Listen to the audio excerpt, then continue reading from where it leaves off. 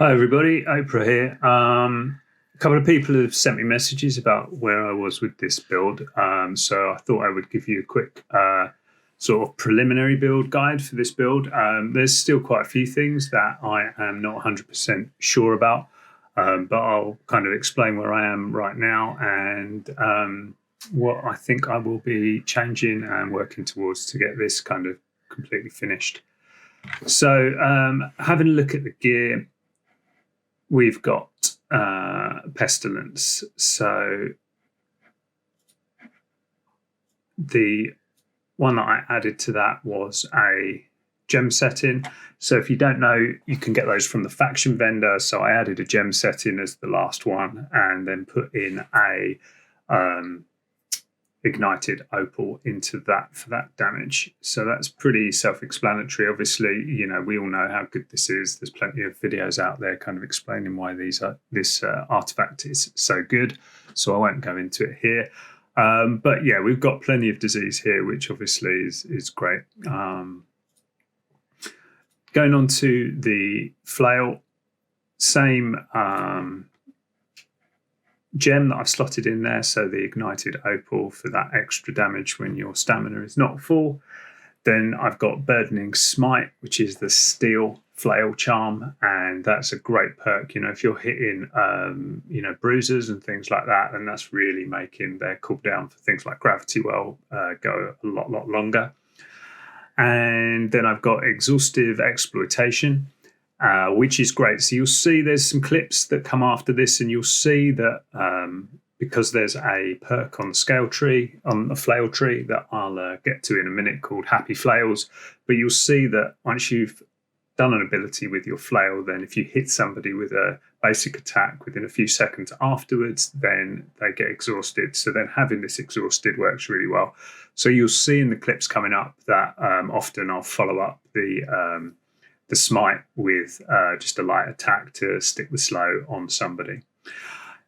Trenching crits is obviously crap. I rolled everything basically with golden scarabs, so I could choose two, and I kept my fingers crossed for the third one. I wasn't using prismatic, so I might, towards the end, as I'm trying to get everything like perfectly BIS, what I would say that you probably want there is flame attunement. Okay, because we're going to have flame damage on the ring, so then you've obviously got your ignited ring gas, you've got flame attunement here, and all of those will benefit from the fire damage on the ring. Just quickly jumping back to here, I guess the only other option you've got, if you wanted to kind of play a bit more support and a bit less damage, then you might want to not have a gem in here, and perhaps take something like the plague splitting grenades. But I've chosen to have that on the armor because this build is about putting on lots of disease when you can, but also it's just about, you know, high damage and sort of getting your grenades into clumps and bits and pieces as well. Okay, onto the armor. I'm going to start with the gloves because this one I was lucky with my two rolls. So I rolled with exhaustive net shot and shirking heals, and I was lucky enough to get health. So this, I would say, as my thinking is right now, would be BIS. Is going to be health, shirking heals, and then something else. So here I've got shirking heals, plague splitting grenades, and I didn't get health. I got shirking fortification, so not the worst thing in the world. That's something I can use until I get health, and you know, I'll re-roll it a bit further down the line. This one here, I rolled with shirking heals and elemental aversion, and I got thrust conditioning. And again, given the sort of damage that the mages and the rangers are doing in this season, I think they're not, you know, I could have got worse. I could have got something like, you know, lightning harnessing, which would have been completely useless. Tumbler feet wrap, obviously, awesome artifact. I haven't upgraded that yet because even though I could put another shirking heals in, I think, you know, the more effective HP would just come from putting health in there. But of course, probably your server's like mine, and the adamant perk is like 50k, so I'll get that at some point, but not right now. I'm hoping I'll get one on the track. And then the helmet, I've actually got Leeching shrapnel blast. Now you might be sort of raising an eyebrow. about Leeching Shrapnel Blast. It has always been crap, but with the fact that I'm going to have Leeching on my ring and with Ankh, then actually it does a pretty decent heal. So I'm testing that out at the moment. I rolled this. I just rolled this with banner fragments, so it doesn't have Shirking Heals. So this would ideally be health and Shirking Heals and Leeching Shrapnel Blast. Let's do the jewelry. So I've got Ankh. I just upgraded this morning, and that's why it doesn't have a gem in it. But I added Stamina Recovery, which I think, is basically BIS. You can't really beat that. This may well get nerfed. If it does get nerfed, then we might be going back to some of the old Stamina Recovery, health, and some like thrust protection, fire protection, that sort of thing. My ring is sort of a 2-perker, or like 2 out of the 3 that I want. I want Leeching, I want Hearty, and I want fire damage. So I've got Refreshing for right now, and that will need to be a roll. Now here we've got Regenerating, and we've got Refreshing Toast, and we've got Healthy Toast. So obviously we know that with Ankh the consumables are reduced, okay, but that doesn't work with the mana pots. So I've got the Refreshing Toast, which reduces their cooldowns, so they cool down now at about sort of 13-ish seconds. They heal for about 2.8k with this current setup, and obviously Regenerating is going to benefit from the Divine on there as well. I don't know whether it benefits from Centre of Attention. I haven't tested that. I've got a feeling it might do. Obviously, the other thing you could have here is you could have Nimble instead of Regenerating. As you'll see in the clips, I probably could do with that. My stamina management still needs some work. Now we're in medium and they've increased the dodge. Still getting used to that. But yeah, so that's what I'm running on the ring. The shield. Okay, so what would be my BIS shield? Counter attack, you absolutely need. It is bonkers. 30% in power is ridiculous. I'm expecting it might be nerfed, but it's such a sort of not mainstream kind of thing. We might get lucky with it, but that's huge. If people kind of get down, like press you with melee, you can block and then unload your grenades, and then they really hit hard. What I would rather have than Sturdy Energy in the same pool, I think, is Life Stealing. Okay, so I could have Life Stealing. That would obviously be better. You're kind of stuck with Refreshing and Refreshing Defense, I think. So there might be some changes to the shield upcoming, but right now, Refreshing Defense and Counter Attack. You can't get Sturdy because that's in the same pool as Counter Attack, and Healing Counter is in the same perk pool as well, so you can't get those two. So yeah, that's the armor. In terms of gems, this is what I've been running so far, and I don't think it works. Okay, so I've been running this is similar to what I was running in season 2. So I've got a bit of fire damage, a bit of magic protection, a bit of fire resistance, a bit of magic resistance, and then kind of little bit of melee. To be honest, melee is just not a problem for me with this build. If they push me, then they eat my blunderbusses, and it's easy for me to proc Shirking Heals. The people that are absolutely tearing me up are the fire mages still, as you're trying to close the distance on them, and some of the archers, not all of them, but some of them are ripping damage. So I think I'm going to try over the next few days, and I kind of wish I hadn't wasted money on putting in rune glasses in my armor, but never mind, this is what happens, right? I think I'm going to go sort of really heavy into rubies, maybe a couple of opals. Might go something like 4 rubies, which I know sounds crazy, but that's going to be my next thing to test. 4 rubies, maybe 1 opal and 3 emeralds, and see how I get on with that for a few days and give that a bit of a play test as well. And we're still running the bile. And, then in that case, if I do all of that, then I'd probably run like Flesh Balm here, and then if I ever needed to kind of have a bit more physical resist for melee, then I could pop that. So let's jump over to a training dummy. Okay, so in terms of stats, this is what I'm running at the moment. I would have liked to have got to 200 Constitution and just gone to 263 Strength, but unfortunately with the 3 artifact pieces that I've got on, once I've got my thing in place, I'm sure you guys have found this as well, then the kind of bullshit with the magnify starts getting a little bit ridiculous. So, you know, all you can do 230, 230. That might be a better call for wars. Or, you know, if you're in arena or something, maybe you want to do sort of 280, 180, something like that. But obviously, we need to keep the 150 here for the elemental damage for the grenades. So I'm not really worried about running anything else. You know, possibly putting in 25 into focus to get that cooldown reduction might be something I'll play around with in the future. But right now we are here. Okay, so I've stuck on a Void Gauntlet so we can have a look at some of these potions and leeching bits and pieces. So if we have a look now at our healthy toast, let's take a bit of life off.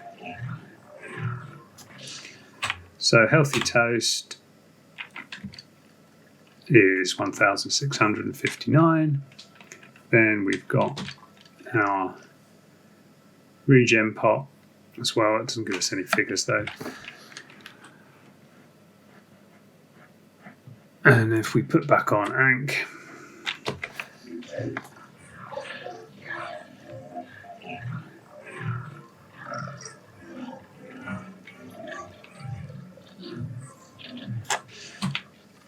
now we get 2,900, so that's almost double. And I'm not sure really whether the regen pot, how much that's affecting it. It's hard to see.